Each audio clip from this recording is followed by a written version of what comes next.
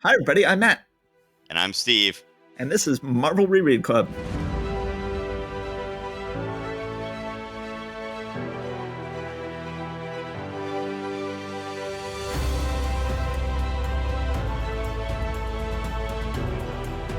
We are here tonight to talk about the second half of the books from May 1965. Some major books coming up tonight. Certainly major in terms of being monumentous, not necessarily majorly great, but we're going to see some good stuff. Okay, so I'm doing Tales of Suspense here, featuring Iron Man and Captain America. On the cover, we see that we're going to get the first Silver Age appearance of the Red Skrull, which You is. just said Red Scroll. I did. Okay. Yes, that's the surprise ending. This isn't the Red Skull; it's a scroll. So we see that this is going to be the Silver Age introduction of the Red Skull. So that is momentous. And then we see that the new Iron Man fights the old Iron Man, and we will see what is up with that. So Iron Man, when Titans clash. I will give you a 5-minute timer and go. Okay. So, story by Marvel's merriest marcher, Stan Lee. Art by Marvel's most amiable artist, Don Heck. Inking by Marvel's dizziest delineator, Mickey DeMeo. Lettering by Marvel's persnippiest pen pusher, Sam Rosen. We've got a splash page of the second iteration of Iron Man fighting the current iteration of Iron Man. And I gotta say, I love this splash page. Yeah. I like DeMeo on Heck. I think that's a good combo. And this is a extremely dynamic and fun splash page of the golden Iron Man whomping the red and gold Iron Man. Yeah, DeMeo seems to do a good job of sort of leaning into Heck as Heck. You know, if you had told me on that first page that that was inked by Heck, I would believe you. And Yeah. usually he looks best when he's inking himself, so that makes sense. Tony is giving Pepper and Happy an excuse as to why he's leaving to go and inspect one of his other plants.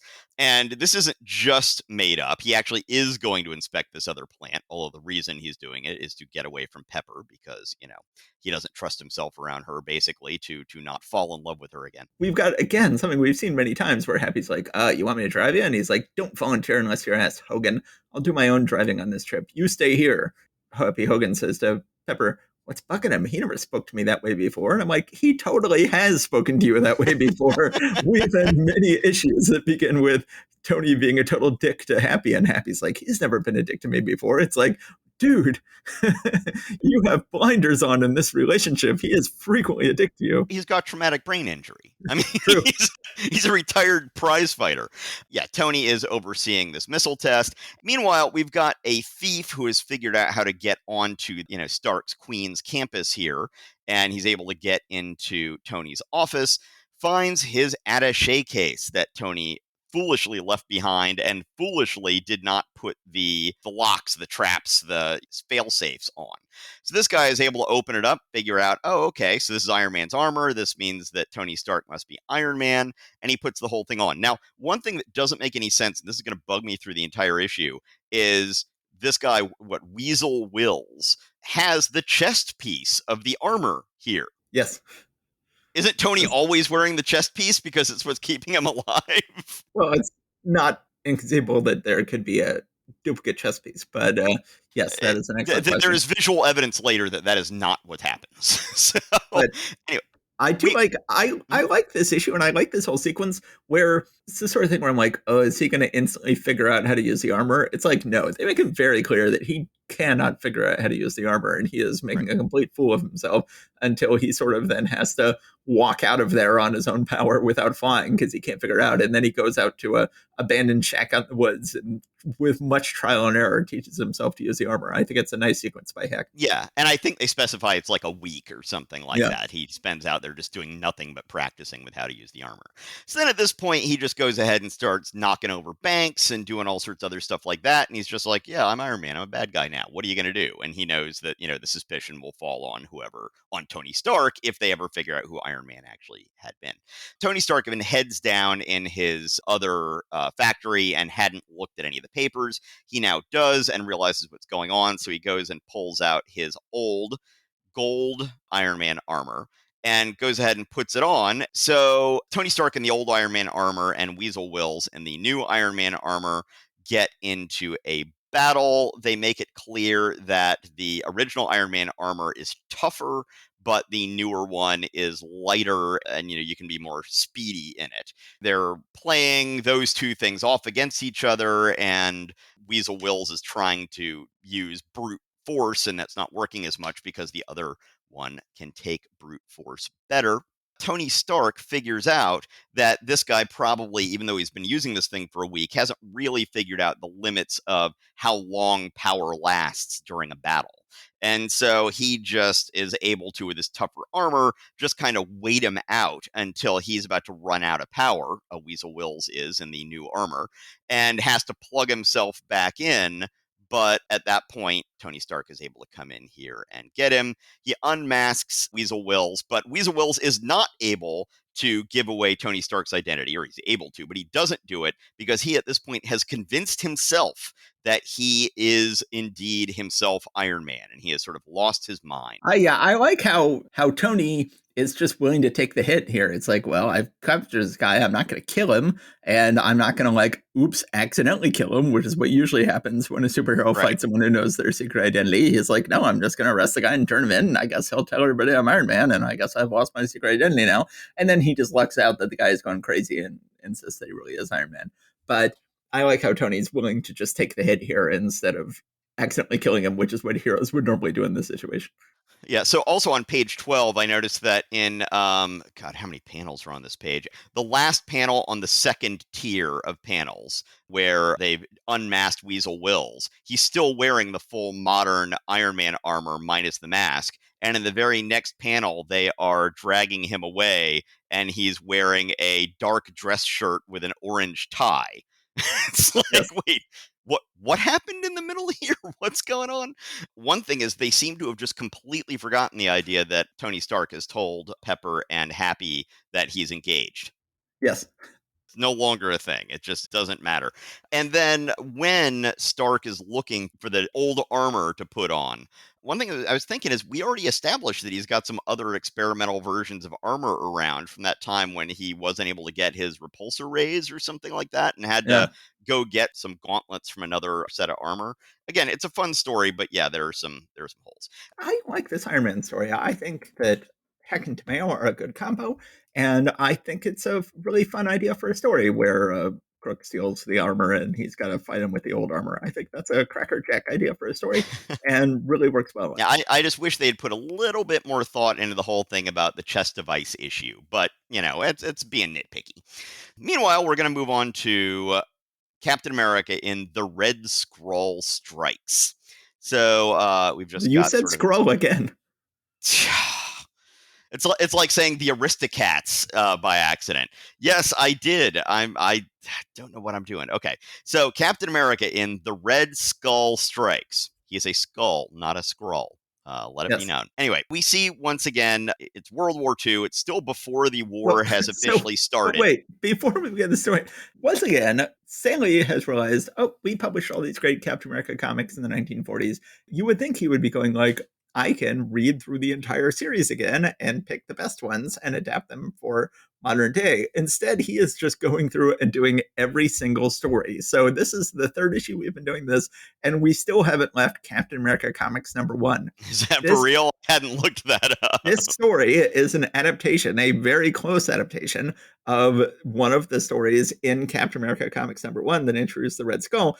And he is still not giving any credit to Joe Simon, as he should be, but he is admitting that he barely rewrote the story because it says, we tried an experiment in this tale. Since it features a menace from the past, we wrote it in the style of the 1940s because so many of you have wondered how these stories were written years ago. Well, now you're going to find out. So this is just basically Stanley admitting, yes, I have barely rewritten this story. This is going to be almost verbatim the original Joe Simon story from 1940. And here it is. And I'm just dumping it on you. The original text's only slightly altered, except for I gave myself writing credit instead of the original writer. Joe Simon. Not No, not well, I don't know how the whole Simon and Kirby thing worked. They were both artists, right? I mean, were they both artists? Were they both writers? Were they one and the other? Did they pencil and ink each other? I really do not know how that partnership worked. I don't Do either. you? No, Yeah. no. Okay. So I had a somewhat more credulous reading of that thing about the style of the 40s, in that it was like, oh, I'm not going to use the Marvel method this time. I'm going to write out a full script and Oh send it God, no. over to. Yeah.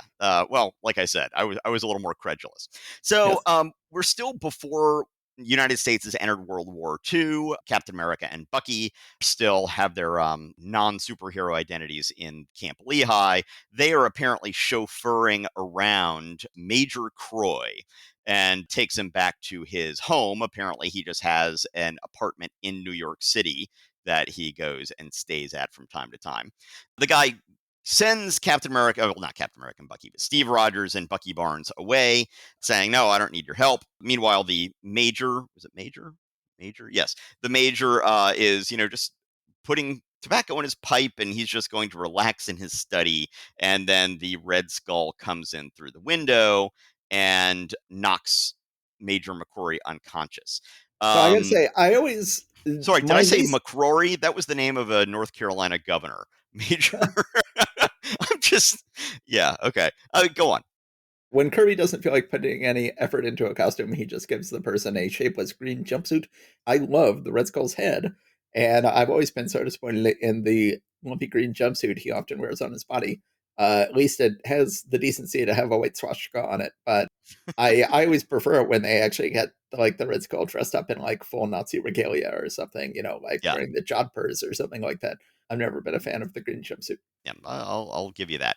The Red Skull gives some kind of like forgetting gas to this guy. Whitey's doesn't just like pop him in the head, being a Nazi and all. I don't entirely know, but Yeah, instead gives him some memory loss gas. He wakes back up and he's like, I don't know. I can't tell you what happened.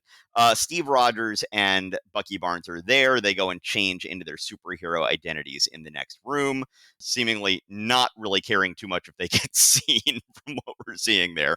They then exit through the window and go track down the Red Skull, who apparently is working in cahoots with straight up American gangsters. So it's American gangsters are getting the money for the Nazi spy ring, and then the Nazis are doing the sabotage.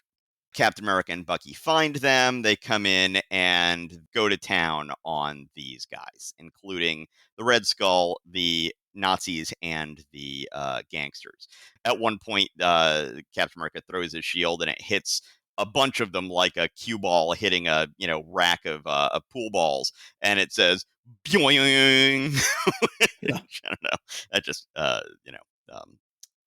yeah, amuses me. So the Red Skull slips out a side door, and it turns out it's solid plate steel, so they can't make it through this and get to him.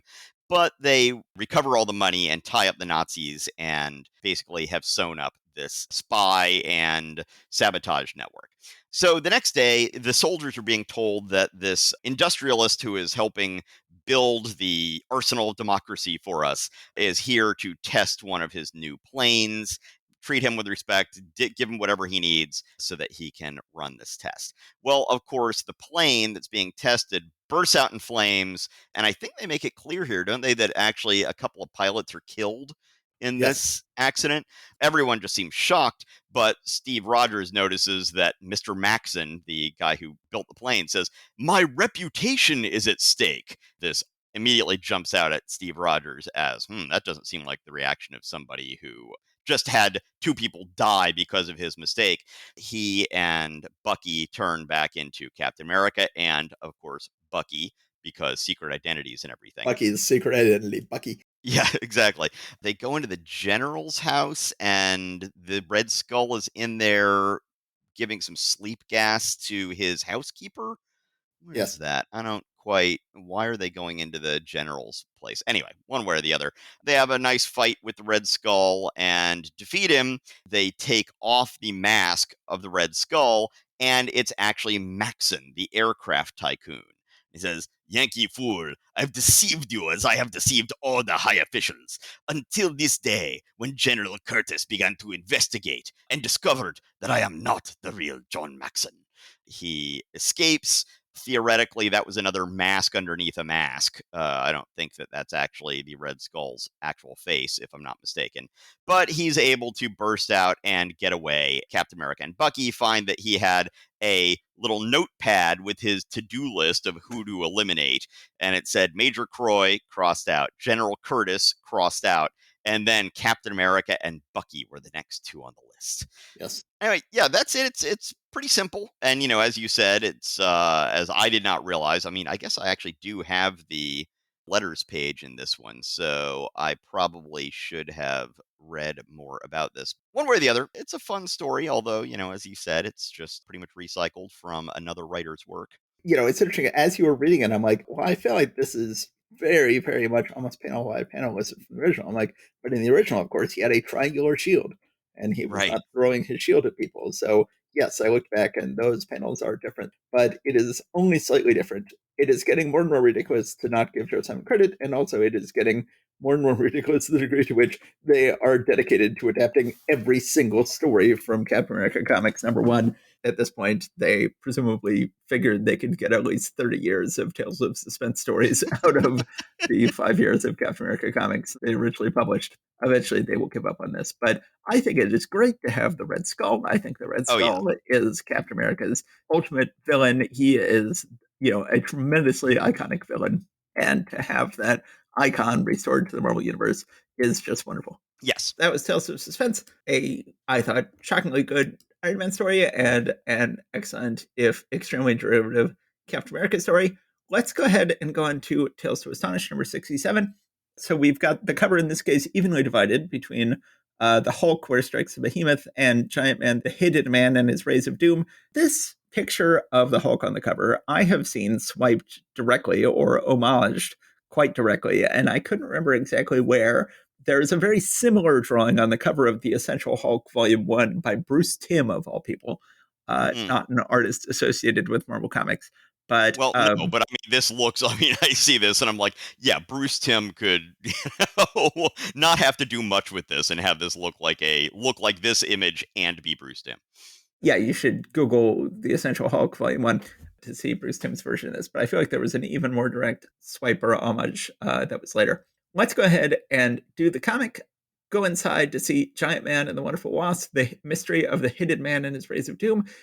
Way Out story by Stan Lee, ring-a-ding art by Bob Powell, swinging inking by Chickstone, boss balloons by Artie Simek, earth-shaking editor's note. This may not be the greatest story you've ever read, but we guarantee it's one of the kookiest, and who'd know better than us? So once again, Stan Lee tempering expectations here, letting us know this is not a very good story. Indeed, this was another case where I had read this comic last week and then took my notes this week and could not remember for the life of me what the story was. Although this one I should have remembered because Yeah, in some ways, it's almost as deliriously bananas as like the early Ant-Man yes.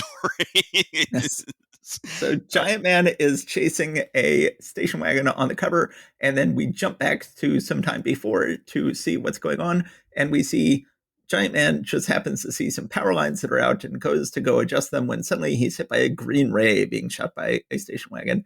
Then we see in a hidden laboratory some distance away, there is a creepy looking alien dude. I kind of like his outfit. It is strange looking. It gives the impression that his head is enormous, although we don't know Yes. if that's just the helmet or not. He has hired some human to drive around in a station wagon and shoot green rays at people and steal their abilities.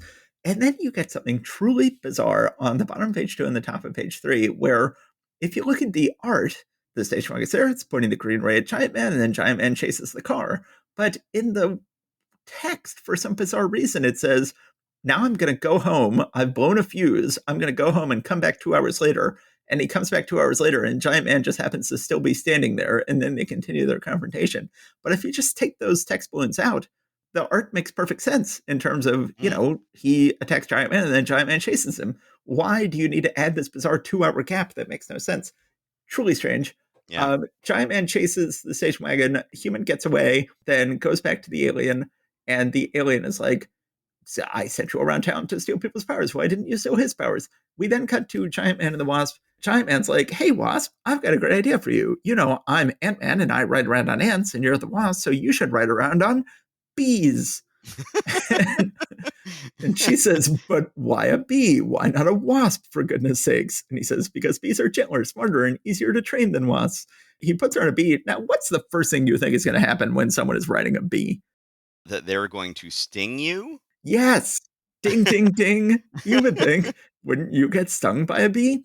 And indeed, that happens a couple of pages later. So we've got the aliens stealing other scientists' powers, sending the person out with the station wagon with the green ray. Now we can't go by the fact that on page 5, they are going to try to get somebody who has all knowledge of bees, I guess because he knows about what's going on here. And so then they go to find Fenton Farnham, world's greatest authority on bees. And the whole Ghostbusters looking station wagon pulls up. It says, I found him, now activating the green ray. But Dr. Fenton Farnham looks like he is holding a test tube with bees in it, looking at the bees and writing down notes. This is the world's greatest authority on bees, and he's putting them in test tubes and scribbling down notes about it. That's science. That's how science works. You put everything in a test tube. It must be in a test tube. That's my favorite part about this whole story. That's the one thing that makes this story worth existing. Hank is on the case. He is investigating. Jan, meanwhile, gets stung by her bee that she is riding on, and the green ray has stolen the bee's knowledge. So the bee forgot that it had been trained to treat Jan as its mistress, so that it had its beeness stolen from it, and then it stung Jan. Hank has to shrink down and remove the stinger from Jan in order to save her life. And then Hank finds that the green ray has stolen his ability to shrink, but not to grow. So he has to just keep growing as he chases after the alien. He finally catches up to the alien, smashes the station wagon with the human in it, and then is chasing after the alien on several pages. Some various things happen. The alien is eventually sucked back to his home planet by the other aliens who say, you know the penalty for trying to conquer primitive planets, Supremor. Your crime is unforgivable. So I guess we now know his name is Supramor, Supramor. So that alien menace is dealt with. Hank's powers return to him. He can shrink again. And he has to sort of wear his arm in a sling now. I love the final panel where Hank watches sort of the green glow move away, presumably the alien spaceship taking off. He then thinks to himself, for one brief fleeting moment in eternity, two living beings met, fought, then parted. Now it's over. And no one will ever know. And I'm like going, that word balloon could happen at the end of every single comic ever published. Show me a comic book that could not end with the word balloon. For one brief fleeting moment in eternity, two living beings met, fought, then parted. Now it's over and no one will ever know. Anyone, any given one. Yes. Before we move on here, when Giant Man uses the tweezers to rescue Jan, they're the tweezers which I use for my stamp collection. I mean, can't you just have a tweezers? Like, what? So he is one of the foremost scientists on insects, one of the foremost bioscience, whatever you would call it, folks. Later, he's going to invent Ultron, so he's obviously a mechanical and computer inventor as well. He knows judo, and also he needs to fill up his free time with something, so he collects stamps. He also knows philately. Yeah, indeed. Be careful how you say that. Yes. Yes. Shall we move on to bigger and better things in this issue then? Indeed, we shall. Let's go back to the back half of the book, The Incredible Hulk Wears Strides the Behemoth. So they actually make a big point here of pointing out at the end, both in the letters page and on the final panel, that this is Steve Ditko's last issue of the book. That unfortunately Steve Ditko was in the middle of a great leader storyline, and then seemingly Stan Lee yanked him out of it and had him get the Hulks trapped behind the Iron Curtain for several issues. And we never got to finish up the leader storyline, or Steve Ditko never got to finish up. It's going to be finished up without him now. So this issue is script by Stan Lee, who created the Hulk, art by Steve Ditko, who adopted the Hulk, inking by Frank Ray, who fears the Hulk, lettering by Art Simek, who looks like the Hulk. Ray inking Ditko is okay. I like Ray as an inker. He does an interesting job with Ditko. I think it's fine. We have 5 pages of the Hulk fighting Soviet tanks, and it is awesome. They beat on each other in all sorts of curious and fun ways. The Hulk then decides to jump away from the fight and jumps to Mongolia. So it was very unclear where we were. Like, if he had been in central Russia, and then jumping to Mongolia wouldn't be too crazy That would because make sense. Mongolia does border Russia, but they had said before he was in a communist controlled country, implying he was in Eastern Europe. So jumping all the way to Mongolia is one hell of a jump. That is one hell of a series of jumps. When we were kids reading the Hulk, he was doing the whole country jumping thing. And actually, it's one of the things I really like about this issue. Hulk is talking the way that he will talk when we start reading him in the 80s. He's jumping from country to country, as he will in the future.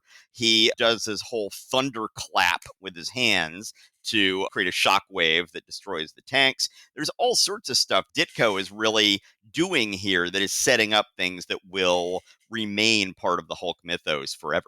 And that is one of my all-time favorite storylines is the Bill Mintlow country Oh, yeah. hopping storyline.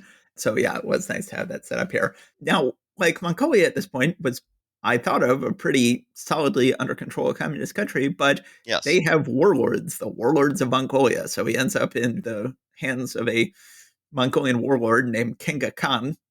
He's like, dude, trust me, you're going to want to ransom me back to the West because I'm going to be worth a lot there. And they're like, you? Like some random dude in torn up purple pants? They're like, okay, we'll go ahead and contact the West about getting a ransom for you. Then about us, it's gotten word that Bruce Banner is being held in Mongolia. Glenn Talbot says, send me, I will come back and get him. And then we see a nice panel of Glenn Talbot, presumably in Ulaanbaatar, asking for information about where to find Bruce Banner. He goes to barter for Bruce Banner's life, but luckily, I guess for Glenn Talbot, another Mongolian warlord attacks Kanka Khan while Glenn Talbot is there, and Glenn Talbot's like, this is our chance. Let's just escape without paying any money. And Glenn Talbot and Bruce Banner flee. I like how then Glenn Talbot turns out to be kind of badass at punching Yeah. his way through the Mongolian people. I used to read these comics to my son, and he would go like, you can't end there, you can't end on a cliffhanger. And then we got a big laugh out of this, me and my son, because we're like, this is the ultimate cliffhanger. One of the number one cliffhangers in the history of Marvel Comics, because they are actually on the edge of a cliff, which breaks off and falls. They are plunging off the edge of a cliff. And then Steve Ditko leaves the book. So as far as Steve Ditko is concerned, that's the last we ever see of Glenn Talbot and Bruce Banner as they plunge off the end of a cliff. However, it says here, we wish to thank Steve Ditko for helping the Hulk to reach new heights of glory with his masterful artwork in these past issues. And beginning next month, Jack Kirby returns to bring you the most breathtaking installment yet of the world's first illo drama cliffhanger, the further adventures of the Incredible Hulk. So that's pretty sweet. The only two people who have ever drawn Hulk are Jack Kirby and Steve Ditko. Jack Kirby drew the first 5 issues of Hulk's book.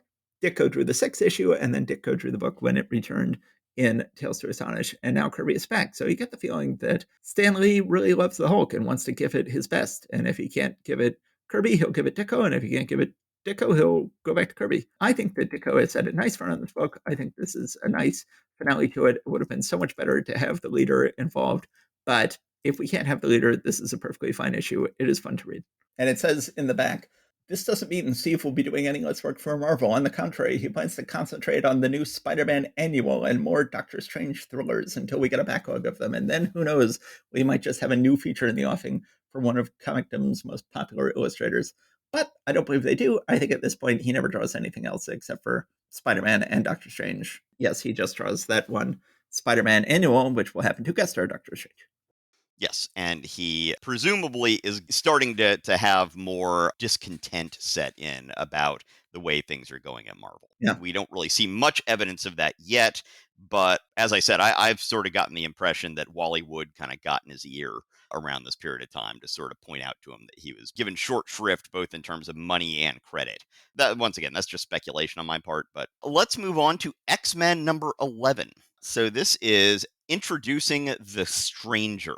And on the cover, we see this guy who looks like he's either giant or he's just floating in a weird perspective there above the street. And he's got bushy eyebrows and a big mustache, all white.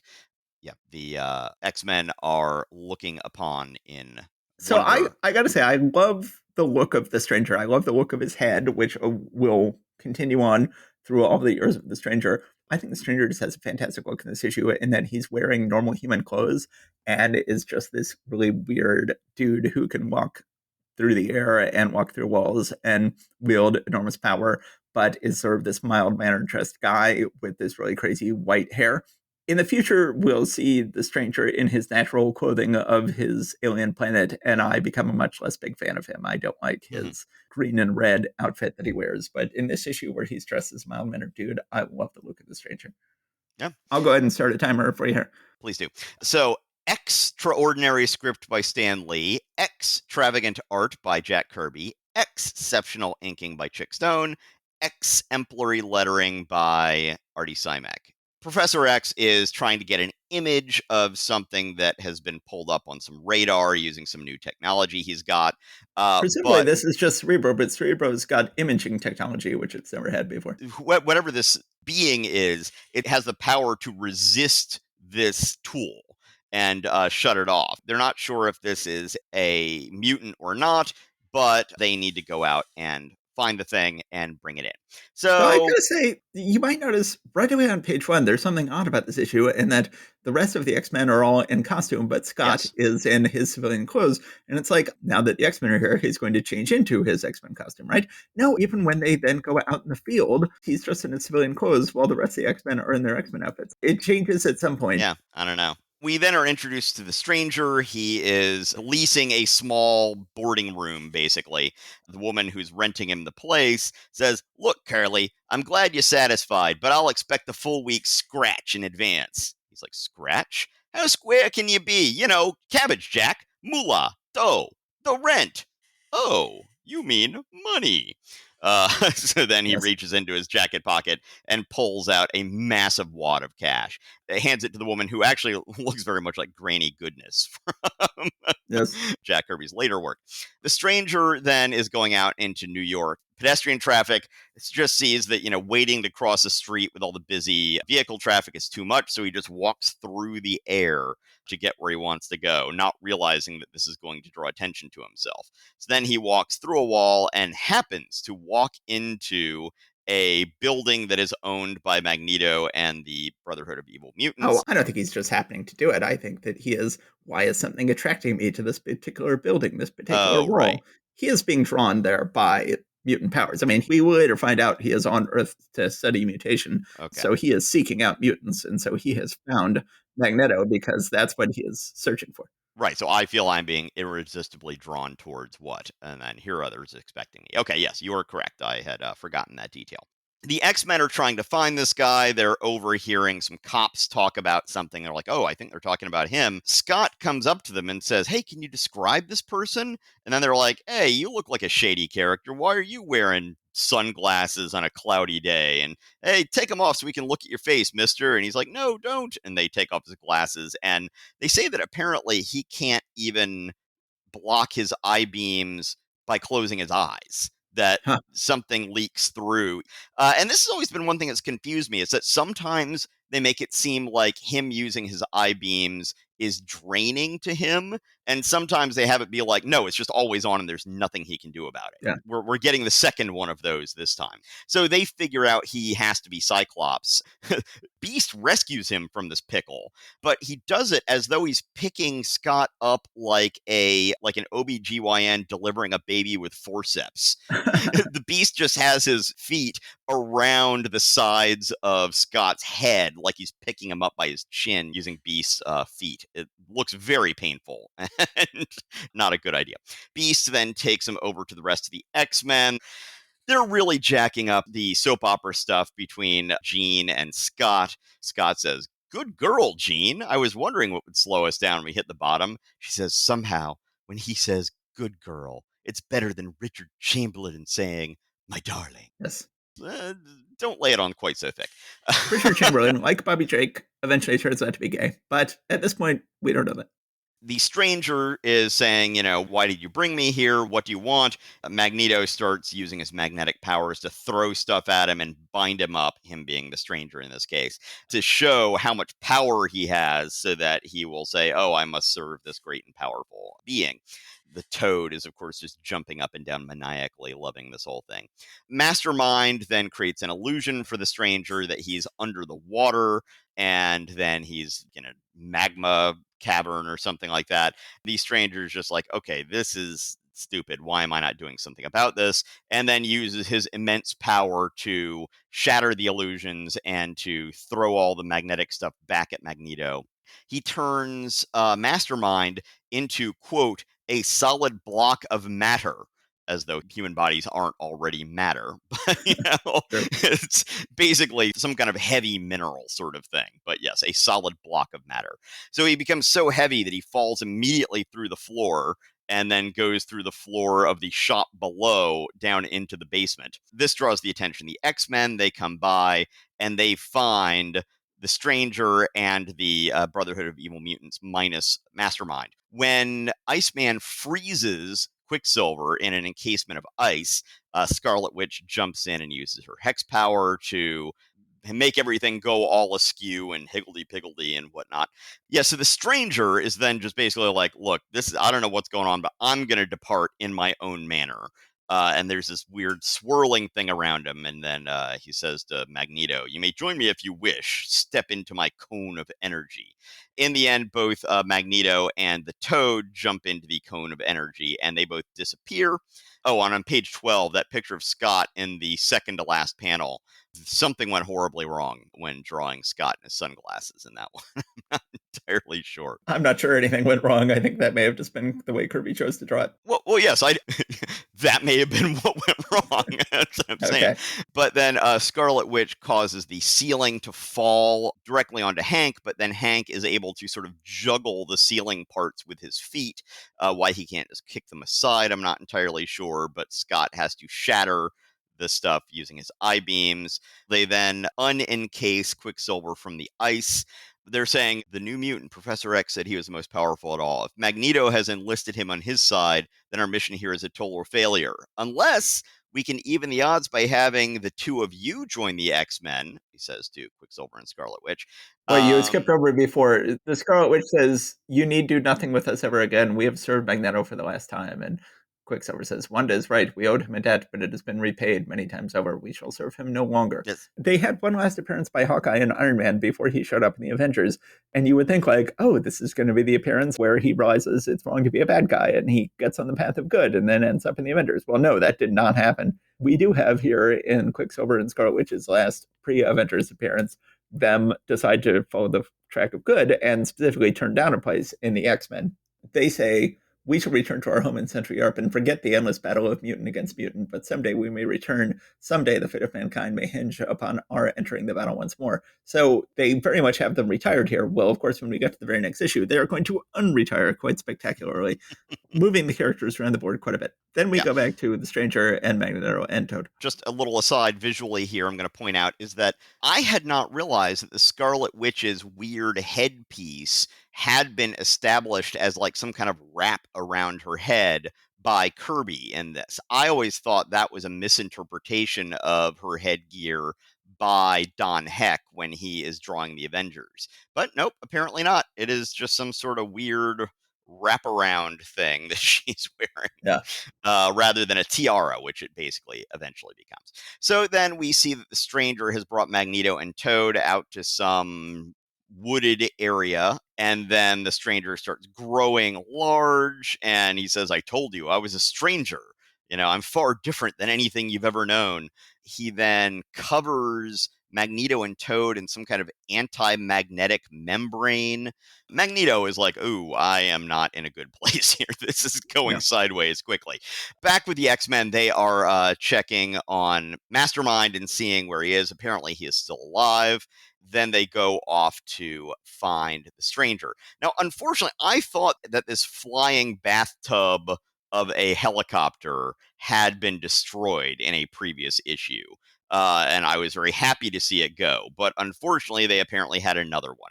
So we have not gotten rid of this monstrosity yet. They find Magneto and Toad all wrapped up.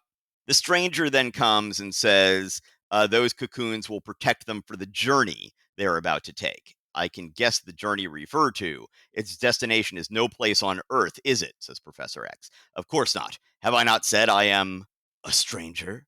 A stranger from the stars. My people are greatly interested in mutations. I journey from planet to planet, taking specimens of mutants back to my world for study. I did not know whom to take from Earth, but then the one who calls himself Magneto insists that I ally myself with him. And so I choose to take him and the other whose loyalty is so touching.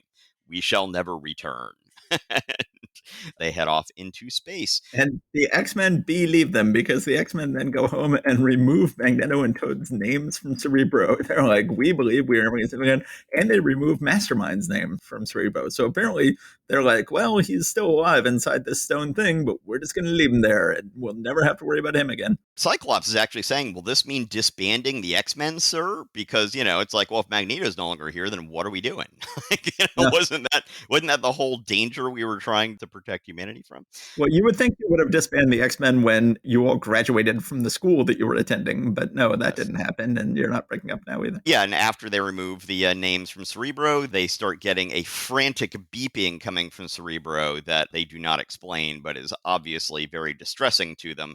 I didn't look forward, but isn't this going to be Juggernaut that's showing Oh, up? is it?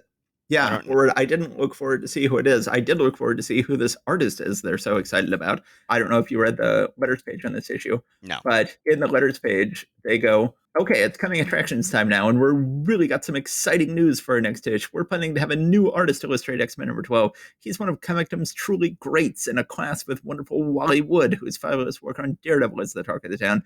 We won't tell you his name now because we want you to be surprised, but when you see him, we guarantee you'll flip. So I was like, who is it? Who is it? And I went ahead and I checked ahead next issue to see who it is. It's Alex Toth. Oh, I'd forgotten that. Yes. And it's not very good. Like, it It's does not good work at all. well. Yeah. I believe it is Kirby layouts, Toth finishes, Coletta inks, I think. It's just as good as it sounds.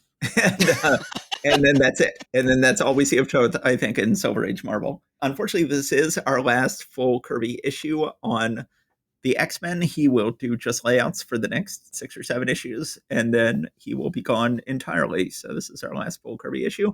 Very cruel teasing a artist for next issue, which does not turn out to be very good, although Alex Toth can be a great artist and has done great work in his career. But I like this issue a lot. Just as we had the last issue of Avengers felt like a big wrap-up for the storylines that had sustained the first 15 issues of the book, this feels like a big wrap-up for the first 11 issues of the X-Men, where we sort of have the thread of Magneto and the Toad seemingly totally removed, and we've got Quicksilver and Scarlet Witch turned to the good once and for all, and we've got Mastermind turned into a hunk of rock. So that's it for the Brotherhood of Evil Mutants, and I like the Stranger a lot. I think he is excellent in this issue. I will like him more and less over the years as he is put to various uses, but I think he is excellent in this first appearance. Yeah, it's one of those things where, I saw this like, oh, the Stranger, that's one of those really super lame characters, isn't it? And then I read through it, and I'm like, no, this is actually pretty interesting. And I find it a little bit surprising that Jack Kirby was working on X-Men this far after he had left Avengers. It's Yeah. just, you think of Silver Age X-Men as being pretty much the last book that anyone was really paying attention to or giving their heart and soul to here. But Kirby stayed on this longer than he did on the Avengers. I see there's a letter from Pat Smith of Greensboro, North Carolina. In the Oh, really? No, we didn't have the letters column in Marvel Unlimited on this one. All right. So let's go ahead and go on to a huge issue that will round out this month. The Avengers, number 16, spectacular special issue, the start of a great new Avengers lineup. And we have Captain America saying Avengers Assemble in front of a wall that has pictures of all of the many people in this issue, letting us know that this is going to be a big unholy mess. This issue is just a huge mess of an issue. It is one of the most important issues in Marvel history, and it could not be more awkwardly plotted and messy. So this issue, I should say, we have a completely heckless issue here. This is dazzling script by Stan Lee, dashing layouts by Jack Kirby, dazzling artwork by Dick Ayers, delicate lettering by Artie Simek. So delightful to have Heck completely gone for an issue and have it just be Kirby Ayers, but poor storytelling from Kirby here, where we begin with the Avengers on the street talking to someone, and Thor is thinking the executioner is right. So clearly he's talking to the executioner, but we don't see who they're talking to. And then we get two more panels of just the Avengers talking without seeing who they're talking to. And then we cut to the Masters of Evil, but the Masters of Evil are facing the same direction as the Avengers. And we cut back to the Avengers. We never get a master shot that shows where the Avengers are in relation to the Masters of Evil. This is just very poor storytelling. It's very hard to tell what's going on, especially because they're all facing the same direction. And this is just very awkward to have the fight against some members of Masters of Evil continue on from last issue. Why couldn't that have all been wrapped up last issue? There's plenty of story to cover in this issue, but they didn't. Thor then whips up a big tornado to take everybody to another dimension so that they could have this fight in a little more privacy. But Executioner and Enchantress see what he's doing and jump out of the way, and they escape. And by the way, Giant Man says, Plan D, our last resort. But can you do it fast enough? So, he brings the D. I don't know. Anyway. Hoo-ha. Sorry. So then, indeed. cut to this strange alien dimension where just Black Knight and Melter went there, who the Avengers very quickly deal with and wrap up.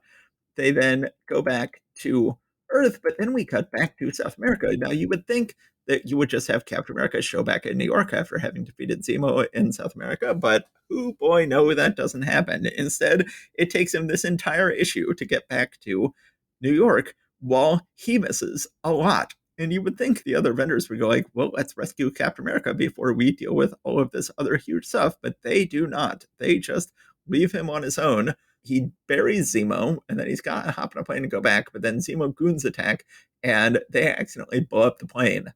And so Captain America and Rick are like, how are we going to get home? Well, we'll find out later. We then cut to Iron Man, Wasp, and Giant Man at a meeting. They're like, where's Thor? And Wasp says he can't be here today. He muttered something about a trial of the gods and ran off. The other three decide, well, in that case, let's disband. Thor isn't here. He hasn't resigned. Captain America isn't here. We don't even know if he's alive or dead. But now that it's just down to the three of us, let's just disband. And there's no good reason for it. There's nothing that happens in this issue that convinces them that their time has passed. They just all are sort of pooped. And they decide to do that. Well, it just so happens while they're having this discussion, suddenly smoke fills the place coming from a smoke arrow. And they go and see that Hawkeye has shown up and has tied up Jarvis. Now, is this the first time we've actually seen Jarvis in the Avengers comic instead of just in Captain America? Yes, I think it might very well be. Hawkeye shows up. He flashes all the way back to Iron Man 57 or Tales of Suspense number 57 and says, I never intend to be a bad guy. I tried to save somebody and the cops mistook me for a bad guy. And then I guess I ended up in the thrall of a Soviet spy. And I may have done some light treason. But thank you, Mr. Bluth. Yes, he then tells us a bit of the story that we didn't see in Iron Man, that Natasha was shot and seemingly almost killed, but they take her to the hospital and he can't bear to know if she lived or died. And so then he decided, I'm going to go back to being a good guy. And just to show it, I've tied up your butler, Jarvis, and then I will untie him by shooting 3 arrows that untie his bonds. And Giant Man says, I'm sold. How about you, Wasp? And Wasp says, Vava Voom. Oh, I mean, he ought to do fine. They decide, yes, we will let you join the Avengers, and we will all quit. As far as we know, Captain America is dead. As far as we know, Thor is dead. So we are going to all quit the Avengers and have Hawkeye be, as far as they know, the only Avenger. And I'll give you an Avengers manual so you can study our bylaws. They then send a little robot down to Submariner to invite him to join the Avengers. He says no, of course. We then cut to a Swiss chalet where Pietro and Wanda, who we just saw mere moments ago when they told the X-Men they were done fighting forever, well, now they see an ad in the newspaper basically saying the Avengers are desperate for anybody to join the Avengers. And they go, let's do it. This could be our chance, my sister. And she says, but weren't we just invited to join the X-Men? And said no. And he says, because I wish to forget that we are Homo superior, born with powers denied to ordinary human beings. But the Avengers might accept us without caring that we are different, without always reminding us that we are mutants. I shall do as you wish, my brother. And it is very strange that at this point, there have been an additional 58 years of comics since this came out. And as far as I know, the Scarlet Witch and Quicksilver have never joined the X-Men.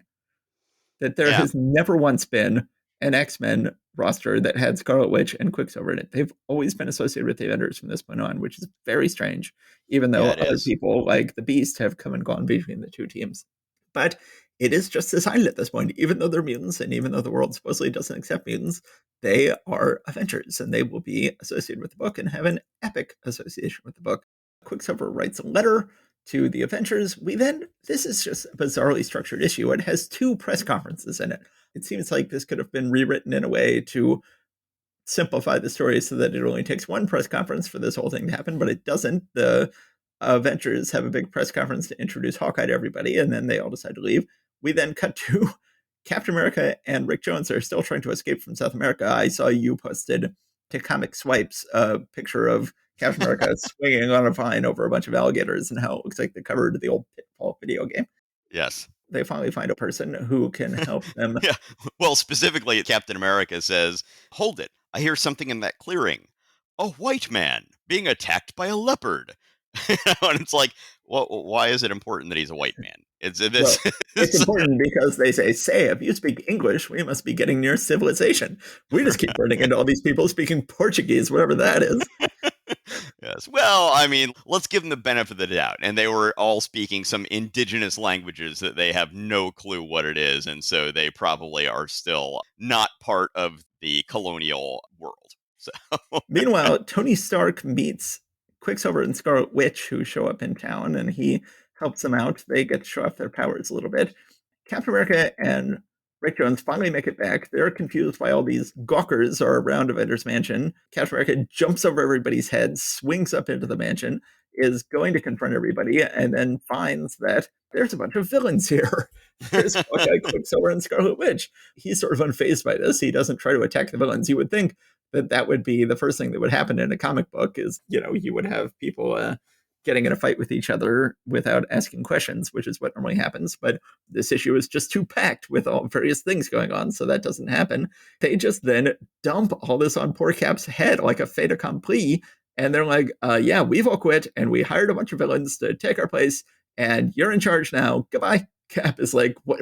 Wait, what? Then it cuts to the news disseminated around the world again, seemingly just in a press release this time, and we see various villains react to it. We see what Kang thinks about this, and Executioner and Enchantress and Immortus and Mole Man. They then give another press conference in which they're like, okay, here and now we're going to present to you the new Cap's Cookie Quartet, as they will come to be known. Captain America, Scarlet Witch, Quicksilver, and Hawkeye.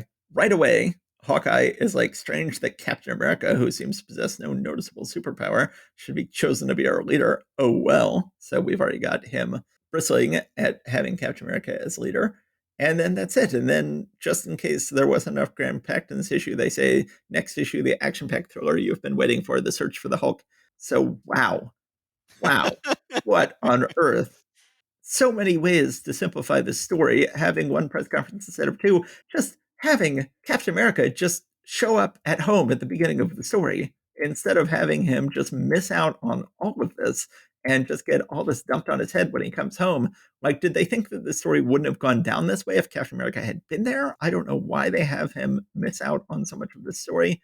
It is a bizarre issue, but could not be more monumentous for the Marvel Universe. yes, generally, I don't like the art in this issue. As I've said, I often don't necessarily like Dick Ayer's inking. I like his penciling that he's doing now, although we're not reading it in Sergeant Sergeant Fury. Fury. Now, I was surprised by how much I really like that, but he's being inked by other people there. We've got inking with the mop airs in certain situations here. Page 15, panel 3, page 17. If you look at the shading on that door that Captain America is coming through, those feathering lines on that door are just those need to be fixed. I mean, Yeah. that's just not how that kind of stuff is supposed to look. Earlier in the Iron Man issue, I was saying, "Oh, but he's not wearing his chest plate." I was getting that mixed up. It was this issue where that was happening. on page 15, we see that he's just wearing an undershirt under his dress shirt that he's taking off. And there's his whole Iron Man armor just sitting there collapsed, waiting to be put on. Yeah, true. Okay, this is what I was thinking of. I also love on page 13, panel 3, Captain America lounging in the back of the Yeah. Jeep. Just something about that, his legs crossed at the knees like that. Just like, that's an interesting choice. Like, he looks both casual and, put it this way, when speaking about gender roles, that's not the most masculine way of sitting in a relaxed position, let me just say, which, is not what I would expect from Captain America in general. Yeah. One more thing. Right when they're about to do the announcement about the new Avengers lineup, Iron Man is saying, well, it's done. I made the announcement. Now it's up to you, he says to Captain America. Rick says, he didn't mention my name, Cap. I guess I'll never be a full-fledged Avenger. Well, of course not, Rick. I mean, why is anyone letting him cling to this stupid notion that they're just going to make him an Avenger for some reason? I mean, put the kid out of his misery. You all know that's never going to happen. And I feel like I've been wrong about this past, but I feel like he's finally about to be written out of the book. He's supposed to be in the Hulk. He's going to go over to the Hulk. I don't remember him being a part of the Cap's Kooky Quartet era, but maybe I'm wrong. I think that maybe once Kirby comes back on the Hulk, it's, hey, wait, where's his supporting cast here? Let's bring these guys back. But he might still be doing double duty for a while. So, yeah, and as you say, an important issue, a momentous issue, a monumentous issue, one might say. But I don't like the art. It's, as you said, plotted very clunkily. There's some vaguely racist elements, unfortunately, casually so. Yeah, but I still. always had that. I mean, I feel like one of the key moments in all of Avengers history is the moment when Hawkeye ties up Jarvis, shoots a bunch of arrows at him, and then they go, "Good enough for me. You're in the Avengers." And it is an absolutely bizarre moment. There is absolutely no reason for them to let him into the Avengers. He has just proven that he is unsuited to be in the Avengers. It is a truly bizarre character moment for the other three of them to let him in at this point, and it will be a turning point for the Avengers from this point on. Hawkeye will be associated with the Avengers perpetually, but it makes so much more sense here than it makes in the MCU or in the Ultimate Marvel Universe. It's one thing to just have Hawkeye just show up and say, I'm going to insert myself into the Avengers and insist that you keep me because I can shoot arrows and I think I'd be a great Avenger. And they're like, okay. As opposed to the Ultimates or the MCU, where they're like, I, Nick Fury, feel that you guys really need an archer on this team. So I'm going to hire this grim, humorless dude who is the world's greatest archer to be on your team because you really need an archer. That makes no sense that anybody would think the Avengers needed an archer other than the archer himself. This only makes sense if it is just the archer's idea and everybody else just kind of goes along with it. As much as this makes absolutely no sense here, it makes so much more sense than them actually feeling like them deciding they need an archer. Well, and, with you talking about auditioning by kidnapping and assaulting their servant, when Hawkeye is being introduced in that same press conference, Iron Man says, Hawkeye has successfully passed our rigorous series of qualifications tests. What are those? We didn't see. And has been thoroughly investigated and approved by the Federal Security Agency at our request. I guess they missed that light treason. Yes. They must have or decided that he's thought better of it. Who knows? Yeah, and it's like, well, as long as we keep him away from sexy Russian women who are wanting to make him turn to treason, then he should be fine. Yes. Yes. All right. Well, thank you, everybody, for being here and sticking with us. I know that we say this in our wrap up at the end, but I will just say that one thing you can do if you like our show that you might be able to do to help us out that costs you nothing, go on to the podcasting platform of your choice. Leave us at least a star rating, 5 stars, please. If you want to leave a review, that's always going to help. We'd be very happy about that. Hey, you two people who listen to this podcast, I want both of you to go out right now and leave us a star rating and review because we haven't gotten it in a while, and it makes us feel happy when we get one. The other night, my daughter was asking me, I showed you that T-shirt that I was making for myself, and she was like, "Oh, are you selling merch now?" And I'm like, "Well, no, we might eventually, but no, this is just for me." She says, "Do you have a Patreon?" I'm like, "Well, we've thought about it, but I mean, it's like, we only get like, what is it at this point, 600 streams a month or something like that." She's like, "Oh, that's not bad." And so to have your 16-year-old daughter telling you that your web presence is, quote, not bad in terms of traffic. That felt like a real win. Good for you, Steve. Yes, indeed. Yeah, thank you very much. We look forward to having you around in a couple of weeks. Okay, bye, guys. Take care. Thanks for listening to Marvel Reread Club. Please subscribe to us wherever you get your podcasts. Your reviews and ratings are a great help and always appreciated. We love hearing from you. Go to marvelrereadclub.com to find notes and join the discussion about this episode. We're also on Facebook and Instagram. See you next time.